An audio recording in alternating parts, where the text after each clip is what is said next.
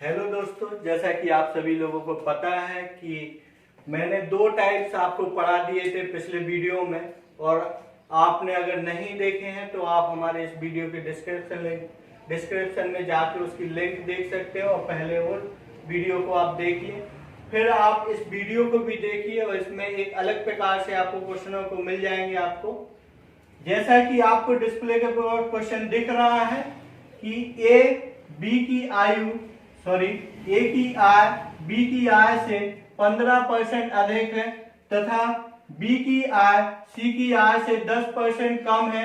ए और सी के बीच का अंतर दिया गया हमारे पास 350, तो हमें सी की आय बतानी है। जिस प्रकार से क्वेश्चन दिया गया हमारे पास में, इसको सॉल्यूशन करने के लिए आप दो मेथड को यूज कर सकते हैं। जैसा कि आपको पता है कि हमारे पास रेशियो मेथड से काम होता है ए अनुपात बी, मतलब ए और बी के बारे में। तो ए की तुलना किससे की गई है? बी से की गई है, और बी से ए कितना अधिक है? 15% अधिक है। यदि हमारे पास बी 100 है तो ए कितना होगा? 15% अधिक होगा, यानी कि 115 होगा। ये परफेक्ट रेशियो नहीं है हमारे पास में, इसे परफेक्ट रेशियो बनाना है तो क्या करेंगे हम? 5 से दोनों साइड से भाग दे दिया हमने, तो कितना हो गया? यहाँ पे 23, यहाँ पे 20।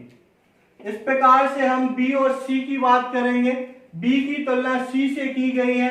बी कितना है हमारे पास में? नहीं पता, लेकिन हमें ये पता है कि सी से कितना है? 10% कम है। तो यदि हमने सी को 100 ले लिया तो बी कितना हो जाएगा? 90 हो जाएगा, क्योंकि 10% हम कम कर देंगे। तो इसे भी परफेक्ट रेशियो बनाने के लिए यहां से हम कैंसिल करेंगे, तो 9 और 10। अब हमें यहाँ हमारे पास ए अनुपात बी है, यहाँ बी अनुपात सी है, तो यहाँ बी की वैल्यू 20 है, यहाँ बी की वैल्यू 9 है। तो एक ही क्वेश्चन में दो वैल्यू नहीं हो सकती, इसलिए हमें परफेक्ट रेशियो बनाना है इन सभी का। तो हमें क्या करना होगा? ए अनुपात बी बराबर कितना है? 23 अनुपात 20। बी अनुपात सी बराबर कितना है हमारे पास? 9 अनुपात 10। इसे हम क्रॉस मल्टीप्लिकेशन विधि से आपको सॉल्यूशन कर सकते हैं। पहले इस प्रकार से कैसा आएगा? ए अनुपात बी अनुपात सी। तो पहले हम इसका गुणा करेंगे, इंटू करेंगे, तो कितना होगा? 200। फिर हम इसको लेंगे, इसके साथ गुणा करेंगे इसका, तो कितना होगा? 180। और फिर इसको लेंगे तो कितना होगा? 23 नंबर 207। जब हमारे पास पता चल गया है कि जब हम इतना सॉल्यूशन कर चुके हैं, तब हमें पता चल गया है कि ए बी सी, मतलब ए बराबर 207 भाग है, बी बराबर 180 भाग है, सी बराबर कितना है? 200 है। ए और सी की बात की गई हमारे को कि ए और सी का अंतर कितना है? 350 है। यहां से हमें स्पष्टली दिख रहा है कि ए और सी का अंतर कितना है? केवल 7 भाग है, मतलब कि इन दोनों के बीच का अंतर कितना है? 7 है। और एग्जाम या क्वेश्चन के अनुसार हमारे पास कितना है? 350 है। तो यहां से एक भाग बराबर कितना? 100। एक भाग बराबर कितना? 50। तो अब हमें किसकी आय निकालनी? सी की आय निकालनी। तो हम सी बारे में क्या करेंगे? 50 का गुणा कर देंगे, तो कितना हो जाएगा हमारे पास में? 10,000। लेकिन जब आपने इतना सारा किया तो आपका लंबा हो गया बहुत सारा, तो आपको इसी को दूसरी मेथड से थोड़ा सा स्मार्ट वर्क करना है, जिससे आपको क्या है? जल्दी से क्वेश्चन आ जाए आपके पास में और अच्छे से समझ में भी आ जाए आपको।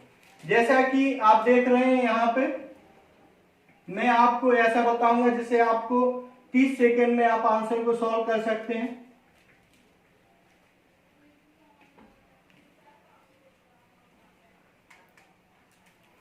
जैसे 3 लोग हैं हमारे पास, ए बी और सी। सबसे पहले तीसरे वाले लास्ट वाले नंबर को लेना है, लास्ट वाले लोग को लेना है। हमारे पास सी है हमारे पास में, तो सी कितना है? हमने सी ले लिया 100। अब सी और बी की बात की गई है, क्योंकि बी की कंपैरिजन सी से की गई है हमारे पास में, तो सी से बी कितना है? 10% कम है, तो हमने इसमें से 10% कम कर दिया तो कितना आ जाएगा हमारे पास, 90 आ जाएगा। अब बी और ए और बी की बात की गई है, तो ए की तुलना किससे की गई है, बी से की गई है, तो कितना अधिक है, बी से 15% अधिक है। इसका 90 का जब हम 15% निकालेंगे, जिसको नहीं आता इस प्रकार से, तो इस प्रकार से भी निकाल सकता है, वो कहां से आप निकालेंगे, 13.5 आ जाएगा आपके पास में। तो इसको आप ऐड कर देंगे तो ये हो जाएगा आपका 103.5। अब हमारे पास स्पष्टली दिख रहा है कि ए है 103.5 और सी है 100, तो कितने का अंतर है, 3.5 का। और वो बोलता है हमारे पास कितने का अंतर है, 350 का। एक भाग बराबर कितना, 100। तो अब हमें किसी की भी वैल्यू निकालनी हो, चाहे इसकी, बी की निकालनी हो, चाहे सी की, चाहे ए की, आप 100 का मल्टीपल कर दीजिए और सारी वैल्यू आपको निकल आएंगी। तो 100 गुणे 100 यानी कि 10,000। वही क्वेश्चन का आंसर, चाहे आप किसी भी मेथड से फॉलो कर सकते हैं इसी क्वेश्चन को। इसी क्वेश्चन को आप पहली वाली मेथड से जब फॉलो करेंगे और दूसरी वाली मेथड से फॉलो करेंगे, तो आपको पता चलेगा कि दूसरी वाली मेथड से आप एग्जाम में जल्दी सॉल्यूशन कर सकते हैं। अब देखेंगे आप इस नए क्वेश्चन को, जो है तो उसी प्रकार से, बस थोड़ी वैल्यू चेंज है आपको। तो आप सेकेंड वाली मेथड को ही फॉलो करें, जिससे आप जल्दी से जल्दी सॉल्यूशन कर सकते हैं। और फिर आप अगर फर्स्ट वाली मेथड को भी सॉल्यूशन करना चाहते हैं तो कर सकते हैं, कोई नहीं है। जैसे आप, हमने 3 वेरिएबल है, 3 लोग हैं हमारे पास में, ए बी सी। हमने सी को ले लिया 100 और बी और सी की बात है, तो बी की आय सी से 20% कम है, तो हमने इसकी 20% कम कर दी, तो कितना हो गया, 100 में से 20% कम करेंगे तो हमारे पास कितना बचेगा, 80। अब हमारे पास ए और बी है, तो ए की आय बी से कितने परसेंट अधिक है, 30%। तो हम इसका 30% अधिक करेंगे, तो 80 का आप 30% निकालेंगे तो कितना आ जाएगा, 24। तो हम इसमें ऐड कर देंगे 24, तो हो जाएगा 104। तो इस हिसाब से आपको दिख रहा होगा ए और सी का जो बीच का अंतर है वो कितना है, 200 है। या हमारे हिसाब से केवल 4 है, तो 4 भाग बराबर 200, तो 1 भाग बराबर कितना, 50। अब आपको इस क्वेश्चन में सी की वैल्यू पूछी है, तो आप सी की वैल्यू आप बता सकते हैं कि 50 का अगर हम गुणा करते हैं तो कितनी आती है, 5000। अगले क्वेश्चन में देख, अब आपको दिख रहा है ये क्वेश्चन, इसमें 4 लोगों की बात की गई है। पहले ए और बी की बात की गई है आपके पास में कि ए की आय बी की आय से 10% कम है, तथा बी की आय सी की आय से 25% अधिक है, और सी की आय डी की आय से 20% कम है। यदि ए की आय 7200 है तो डी की आय हमें बतानी है। जिस प्रकार से हम पिछले 2 क्वेश्चनों को पढ़ चुके हैं, सेम उसी प्रकार से करना है आपको। केवल यहाँ थोड़ी दिक्कत है जो हम आपको बता देंगे। देखिए ए बी सी और डी, सबसे लास्ट में क्या है, डी। तो हमने डी को क्या ले लिया, 100। डी हो गया हमारा 100 भाग का। अब डी और सी की बात है, यहाँ पे सी की आय डी से 20% कम है, इससे 20% कम है, तो ये कितनी हो जाएगी, 80 हो जाएगी, क्योंकि 100 का 20% 20 ही होता है, और कम करना हमें तो कितना हो जाएगा हमारे पास में, 80 हो जाएगा। अब हमारे बी और सी की बात है, तो बी की आय सी से 25% अधिक है, इसका 25% निकालेंगे तो आप एक तो इस प्रकार से निकाल सकते हैं आप 25%। दूसरा आप इसमें एक पॉइंट लगाएंगे तो 10% बन जाएगा। 10% अगर हमारे पास 8 है तो 20% 16 और 25% कितना हो जाएगा, 20 हो जाएगा। और इससे बी अधिक है 25%, तो कितना जुड़ जाएगा, 20 और जुड़ जाएगा, तो ये हो जाएगा 100।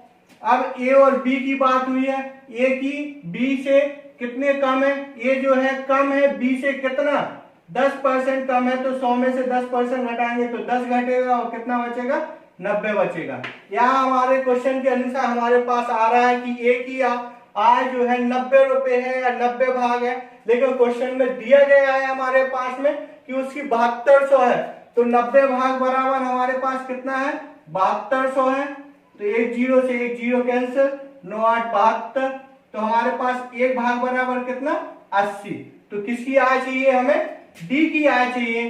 तो 80 का गुणा कर देंगे हम उसमें, तो कितनी हो जाएगी हमारे पास में 8000। आपको अगर सी की भी चाहिए तो सी में गुणा कर दीजिए, बी की चाहिए तो बी में, और ए की चाहिए तो एक तो दिया गया है आपको। नेक्स्ट अब देखें आप इस क्वेश्चन को जो आपके डिस्प्ले पे शो हो रहा होगा कि एक रेलवे भर्ती परीक्षा में उत्तीर्ण अंकों का प्रतिशत 35 है और एक छात्र 150 अंक प्राप्त कर 25 अंकों से अनुत्तीर्ण हो जाता है, तो परीक्षा का पूर्णांक। मतलब एक परीक्षा में 35% अंक चाहिए आपको, लेकिन आप कितने अंक लाए हैं 150 अंक लाए हैं, और 25 अंक और कम पड़ गए आपको पास होने के लिए। मतलब टोटल कितना है, टोटल तो 100% ही होगा उस परीक्षा का, चाहे आप 100 हो उस परीक्षा में या 600 हो या 500 हो आपके पास, लेकिन होगा क्या 100% की ही वैल्यू होगी आपके पास। 35% हमें पास होने के लिए चाहिए थे, लेकिन हम लाए कितने 150 तो लाए, और 25 और आ जाते अगर हमारे पास तो कितना हो जाता, पास हो जाते। मतलब हमारे पास 35% अंक आ जाते। तो हम क्या करेंगे 150 प्लस 25 यानी कि 35% की वैल्यू हमारे पास कितनी है 175 है। तो 1% की वैल्यू कितनी है हमारे पास में 5 है। तो अब हमारे पास 100% होगा हमारा पूरा। तो हमने यहां भी 100 कर दिया, तो यहां भी 100 से गुणा होगा तो 500। तो उस परीक्षा में कितना है हमारे पास पूरा 500 है।